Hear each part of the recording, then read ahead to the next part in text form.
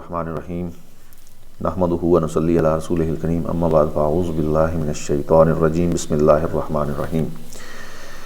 Power BI की report हम build कर रहे हैं और इस रिपोर्ट के अंदर हमने जो लास्ट टाइम चीज़ें की थी वो हमने कार्ड ऐड किए थे और हाई लेवल नंबर उसमें ऐड किए थे। अब हम ग्राफ ऐड करेंगे, चार्ट ऐड करेंगे जो बार चार्ट्स हैं। वो कॉलम चार्ट भी हो सकते हैं, वो बार चार्ट्स भी हो सकते हैं। अब इसमें ना दो तरह के होते हैं। कॉलम चार्ट वो होता है जिसकी रोज़ या जिसके जो ग्राफ है वो वर्टिकल होते हैं, और बार चार्ट वो होते हैं जो हॉरिजेंटल होते हैं। ये इनमें डिफरेंस है। कॉलम चार्ट और बार चार्ट ये दो तरह के होते हैं, एक स्टेक्ड होते हैं और एक क्लस्टर्ड होते हैं। अब स्टेक और क्लस्टर्ड में फ़र्क क्या है? सबसे पहले अगर ये देखें तो ये स्टेक्ड बार चार्ट है, यानी कि एक के ऊपर दूसरा, दूसरे के ऊपर तीसरा और तीसरे के ऊपर चौथा जो डायमेंशंस हैं वो प्लेस होती हैं। अगर आपके एक केपीआई या एक जो नंबर है उसके मल्टीपल लेजेंड्स हैं तो वो एक ही बार में नज़र आएंगे। प्रैक्टिकल में आपको मज़ीद बेहतर समझ आ जाएगा। और दूसरा होता है क्लस्टर्ड बार चार्ट। अब क्लस्टर्ड में क्या होता है, आपने लेजेंड एक रखा था, लेजेंड मल्टीपल थे, नंबर एक था, तो उसके मल्टीपल बार्स या मल्टीपल कॉलम बनेंगे। एक कॉलम में वो सारी चीज़ें एडजस्ट नहीं करेगा। अच्छा, अब हमारे पास कैटेगरी भी आ रही है, हमारे पास कंट्री भी है, हमारे पास रीजन भी है। तो हम कैटेगरी को लेके चलते हैं, कैटेगरी वाइज इसका चार्ट बनाते हैं। सबसे पहले मैं कहूँगा कि हम इसमें ये चार्ट ऐड कर लेते हैं और इस चार्ट को हम कुछ इस साइज तक ले जाते हैं।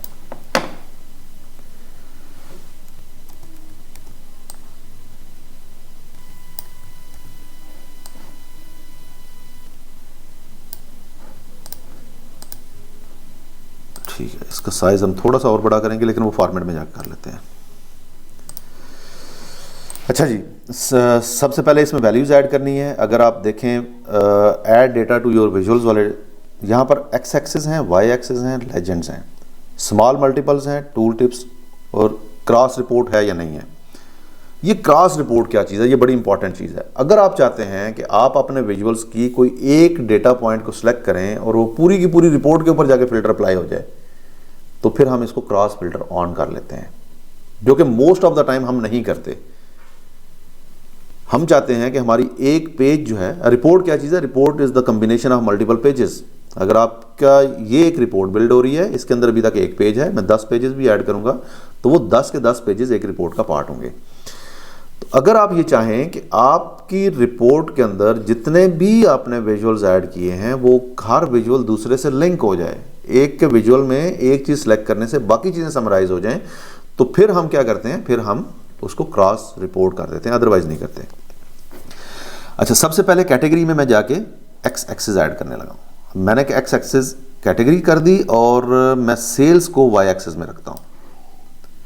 तो मेरे पास टेक्नोलॉजी, फर्नीचर और ऑफिस सप्लाईज, इसके 3 ग्राफ बन गए हैं। ये देखें, टेक्नोलॉजी, फर्नीचर और ऑफिस सप्लाईज। अब इसको थोड़ा सा फॉर्मेट करते हैं ताकि एक तो हमारा ये इस तरह से फॉर्मेट हो जाए, दूसरा विजुअल थोड़ा सा खूबसूरत बनाने की कोशिश करते हैं।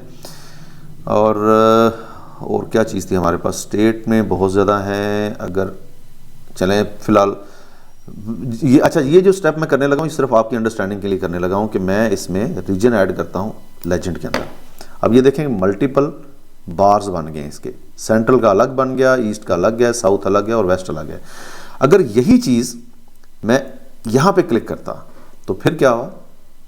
आई होप कि आपको स्टेक्ड और क्लस्टर्ड का जो डिफरेंस है वो पता चल गया होगा। तो इसको हटा देते हैं फ़िलहाल। अब ये हमारे पास टेक्नोलॉजी का नंबर आ गया, ये फर्नीचर का है और ये सप्लाईज का है। अब मैं टोटल सेल्स को इसमें दिखाने की बजाय अगर पाई चार्ट में दिखाना चाहूँ तो मैं क्या कर रहा हूँ? मैं सिंपली पाई चार्ट पे क्लिक करूँ तो ये पाई चार्ट में आ जाएगा कितना रेवेन्यू सेल्स है, सेल्स का जो रेवेन्यू है कितना टेक्नोलॉजी से आया, कितना फर्नीचर से आया और कितना ऑफिस सप्लाई से आया। तो ये 3 तरह के रेवेन्यूज आ गए। अच्छा, चलें इसको फिलहाल हम पाई चार्ट में लेके चलते हैं। अब इसके फॉर्मेट पे आ जाएं। फॉर्मेट में आके सबसे पहले आप यहाँ पे देखें लेजेंड्स ऑन है। लेजेंड अगर आपको चाहिए तो रखें, नहीं चाहिए तो आप इसको ऑफ कर सकते हैं इस तरह से। लेकिन अगर आपको चाहिए और आप इसकी पोजीशन चेंज करना चाहें, ओपन करें और इसमें देखें ये एक पोजीशन आ रही है, इस वक्त सेंटर राइट है, आप इसको टॉप पे भी ले जा सकते हैं कुछ यूं, आप इसको बॉटम पे भी ले जा सकते हैं जो कि इस तरह से है, या आप इसको लेफ्ट या राइट कहीं पे भी ले जा सकते हैं। अच्छा, टॉप और बॉटम पे रखने का फ़ायदा ये है कि यहाँ पर आपका जो विजुअल है ये ज़रा बड़ा नज़र आएगा। टेक्स्ट है उसके बाद आ जाता है, टेक्स्ट आपका फॉन्ट उसका 10 है और कलर उसका ये आप देख लें, मैं कलर इसका चेंज कर देता हूँ फॉर एग्जांपल, तो ये मेरा इसका कलर चेंज हो गया। और बोल्ड करना चाहूँ तो ये बोल्ड भी हो जाएगा इस तरह से। टाइटल ऑन है, लेकिन टाइटल जो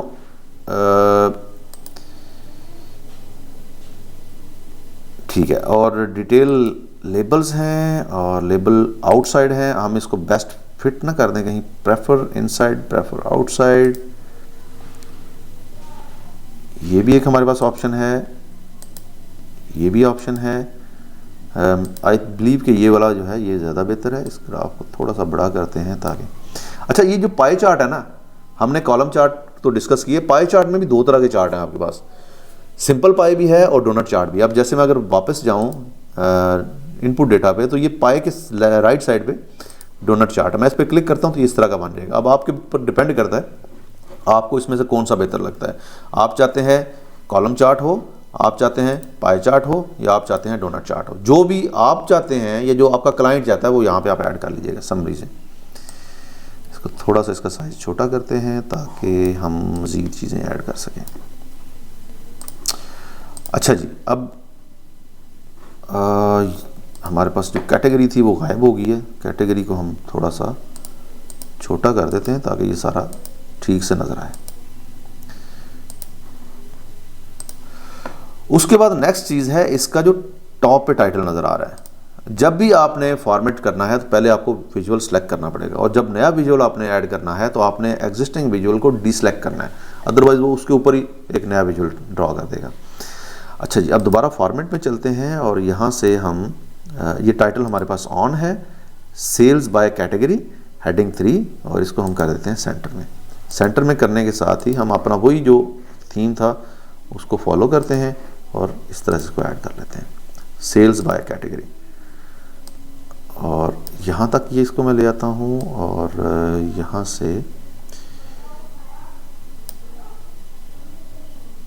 आई बिलीव कम से कम इतना इसको रखना चाहिए।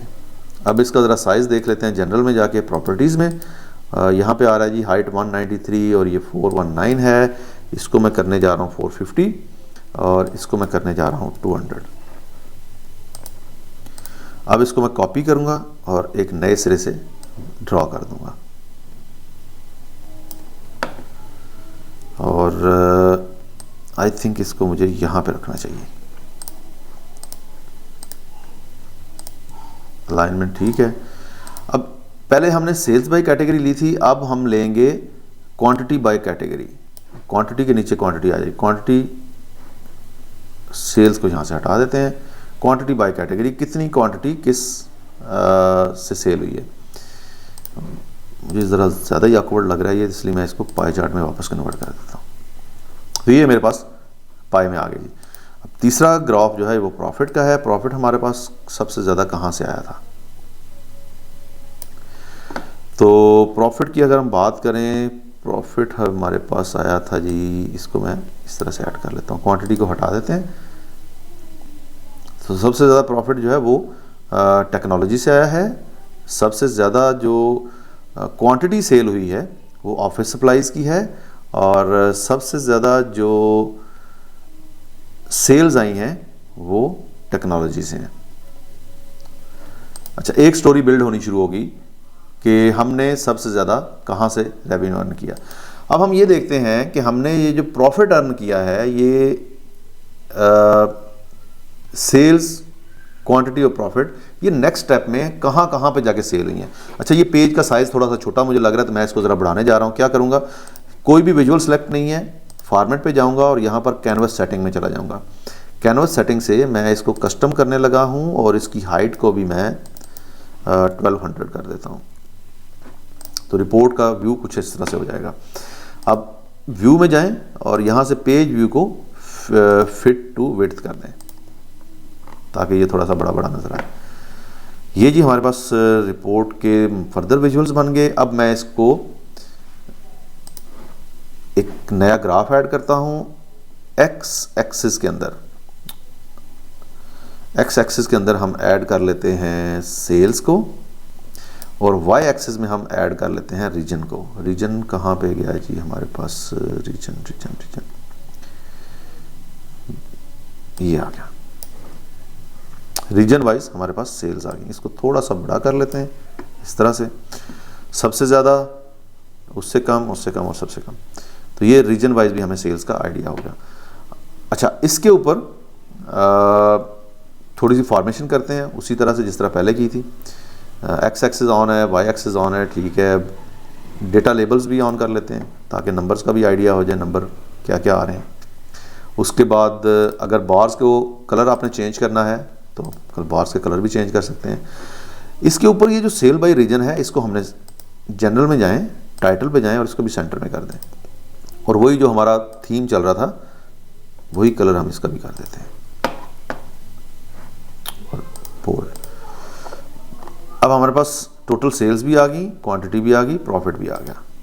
अच्छा, ये जो चीज़ है ना इसको होना चाहिए बेसिकली यहाँ पे, इसी तरह इसको भी होना चाहिए यहाँ पे ताकि ये एक सिमेट्री बन जाए।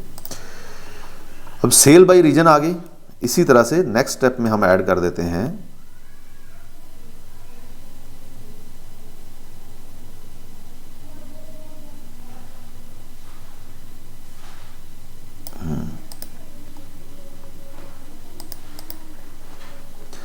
नेक्स्ट स्टेप में इसको पहले थोड़ा सा छोटा कर लें यहाँ पे।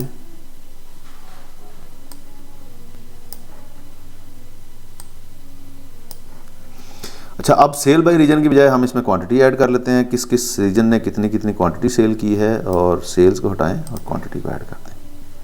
तो ये हमारे पास क्वांटिटी आ गई। क्वांटिटी भी आप देख लें उसी तरह से। और फिर तीसरे नंबर पे इसे विजुअल को मैं कॉपी करके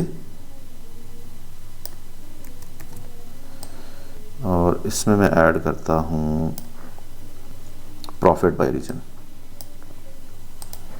तो ये बाय रीजन मेरे पास प्रॉफिट भी आ गया है। उसके बाद यहाँ तक तो आपने इसका हाई लेवल नंबर भी दे दिए, फिर उसके बाद आपने इसको एनालाइज भी करके दे दिया कि कौन कौन से नंबर हैं। और हमने दो तरह के ग्राफ इसमें यूज़ किए हैं, बार चार्ट यूज़ किया है और पाई चार्ट यूज़ किया है। फॉर्मेशन इसकी इन तमाम ग्राफ्स की ऑलमोस्ट सेम होती है। आपने एक्सेस को एडजस्ट करना है, आपने उसके कलर्स को एडजस्ट करना है, या आपने उसके जो लेजेंड्स हैं या टाइटल हैं उन चीज़ों को एडजस्ट करना होता है। अगली वीडियो में मैं आपको बताऊंगा कि अब आपने ये जो आपने बाय रीजन चीज़ें दी हैं ये आपने बाय स्टेट भी दिखानी है। हम इसको ड्रिल डाउन करते जा रहे हैं। तो बाय स्टेट को दिखाने के लिए हमारे पास दो तरीके हैं। एक ये है कि मैं टेबल या मैट्रिक्स बना लूँ और मैप बना लूँ। तो हम करेंगे मैप के ऊपर काम। मिलते हैं अगली वीडियो में। अपना ख्याल रखिएगा।